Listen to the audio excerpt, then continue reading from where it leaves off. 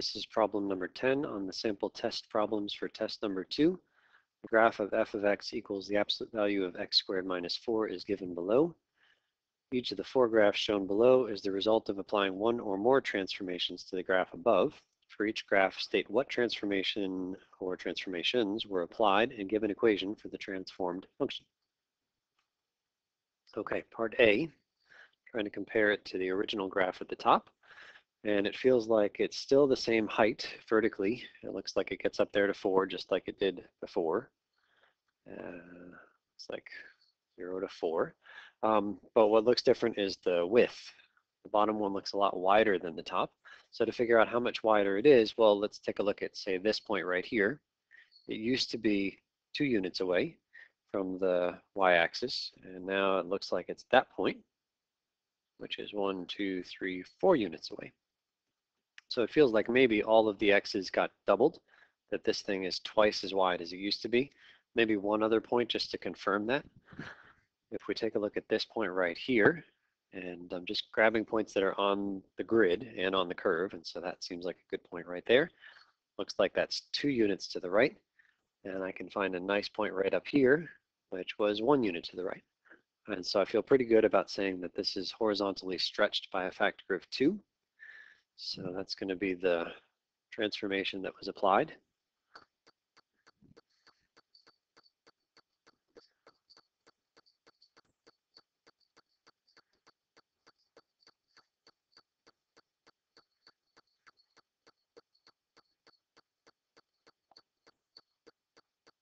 And then the other thing that we want to do is figure out an equation for the transformed function. So if you are going to stretch horizontally by a factor of 2, what you actually need to do is replace all the x's with a 1/2 x. All the x's inside the parentheses become half of what they used to be. So that means that this x right here is going to become half x. So let's write that down here. So that's the absolute value of 1/2 x. It's still supposed to be squared. It's still supposed to be minus 4.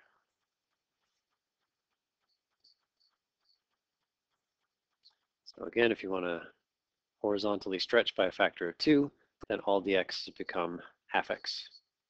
Everything in the parentheses is opposite what you might expect.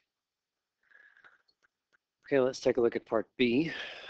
Part B doesn't look like it's been stretched or compressed horizontally or vertically. Again, thinking back to the original for comparison purposes, but it does look like it's been shifted down. So it used to be up here at the top at 4, and the top now is 2. So it feels like everything has been shifted down 2. You can check a couple of other points if you want to confirm that. So the transformation that was applied here is down 2. And then the way that you get a function to go down 2 is to copy the function as it's originally stated, and then subtract 2 from the outside. So copying the original function, absolute value x squared minus 4, and then subtract 2 on the outside.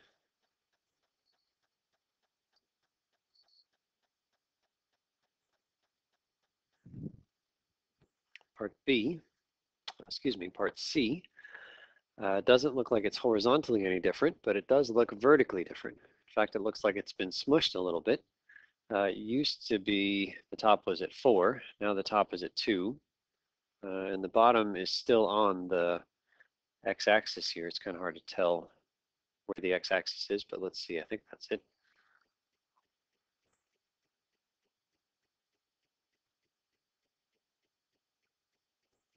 Yeah, so looking at those 2 points that were at the bottom here, they were in between the 1 and the minus 1. So I think that that's our x-axis. And if we scroll down, we can see that the 2 points at the bottom are still between the 1 and the minus 1. So we haven't really moved up or down at all, but we have shrunk vertically. So we can call this a vertical shrink or a vertical compression.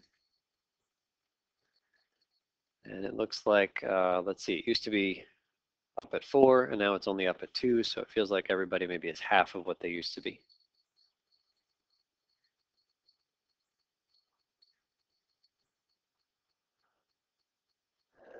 And so if you want to vertically compress by a factor of a half, you take your original f of x as it was, and then multiply in the front by a half.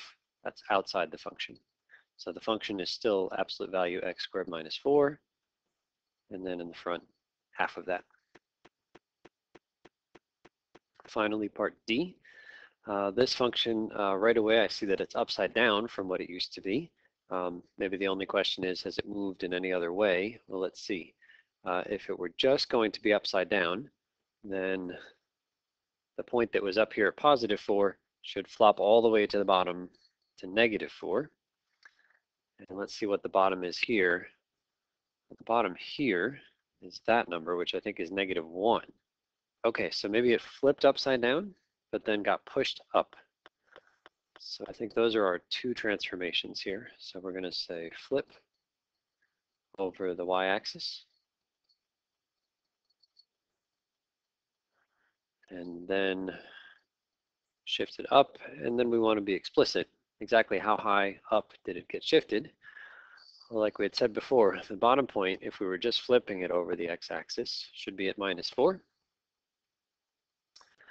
So the bottom point should have been at minus 4, but instead it's at minus 1. And I feel like we've shifted up 3. And maybe you guys caught this already, but I had accidentally written and probably said, maybe I said y-axis, I don't know. But we are flipping over the x-axis. And then does the up 3 make sense on, say, this top point here? Well, let's see. This top point is now at 3. It used to be that that point was this guy, which used to be right on the x-axis. If I were to flip this thing over the x-axis, that point would still be on the x-axis. And then let's see, where does it need to get to? It needs to get up there to 3. According to where this point currently is, it's up at 3. So that up 3 seems to jive. So then the last thing we need to do is write the equation. To flip something over the x-axis, we want to take the original function and put a negative in the front. And then if I want to shift something up 3 at the end, we add 3 afterwards. So we get negative absolute value x squared minus 4, and then plus 3.